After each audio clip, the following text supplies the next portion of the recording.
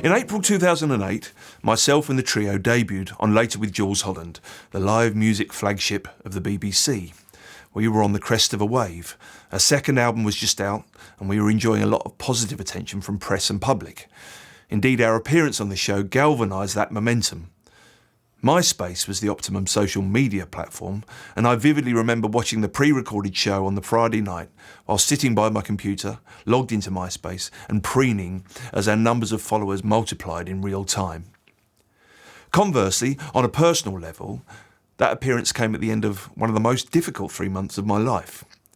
My daughter had been born on the 12th of January that year at 25 weeks gestation. She weighed £1.12, about 0.8 kilograms, and the ring on my finger fitted round her leg.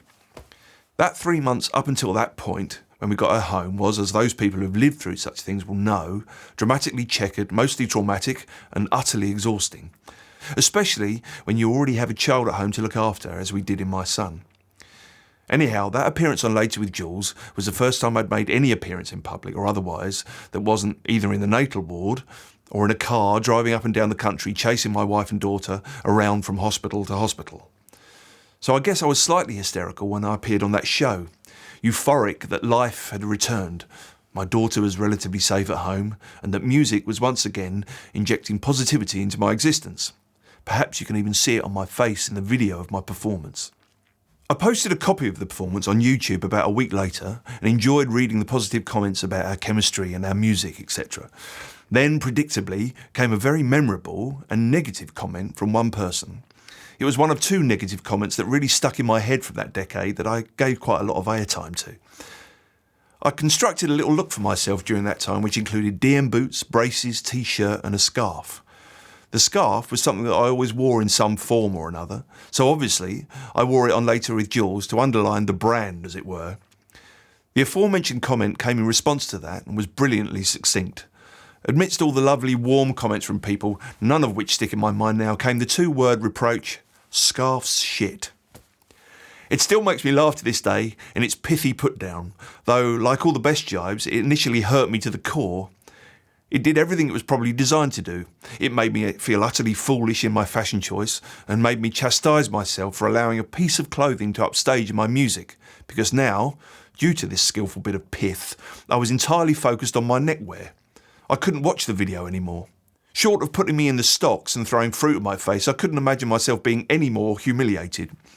My reaction was, of course, utterly out of proportion with its impact on my career and my being, but such is the daft and narcissistic sensitivity of the artiste. Me being me, I decided to double down on this bit of misfortune and somehow turn it into a self-deprecatory exercise of catharsis by telling this story at gigs. Seeing as many of our audience members from that point onwards had seen us on the show, it struck a particular chord and got many a laugh. The knock-on effect of this is that people started to comment on all kinds of posts of mine with the comment, "Scarf's shit," regardless of whether I was wearing one or not. Incidentally, the scarf did disappear from my stage wardrobe not long after, so this anonymous person's two-word, 2-second effort over a pint of beer and a laptop had a fundamental effect, positively and negatively. Most importantly, 98% of that effect was from my own reaction to it. Since then, there have been, of course, many examples of criticism aimed in my direction. It is sadly true that the negative comments have far more of an effect on me than the positive. I don't think I'm alone in that wonky equation. For most artists that I know, criticism gets right to the core of a person. For a starter, there's not much that a critic can say that an artist hasn't already thought of in regards to themselves. The fact that an artist spends most of their time trawling through their mind for weaknesses or reasons not to express themselves, mainly based on feelings of inadequacy, means that all disparaging remarks towards them have already been visited upon themselves in the dark recesses of their introspection. Though I have to say that whether my scarf was shit or not was not one of them in this case. So all criticisms have a kernel of truth in them.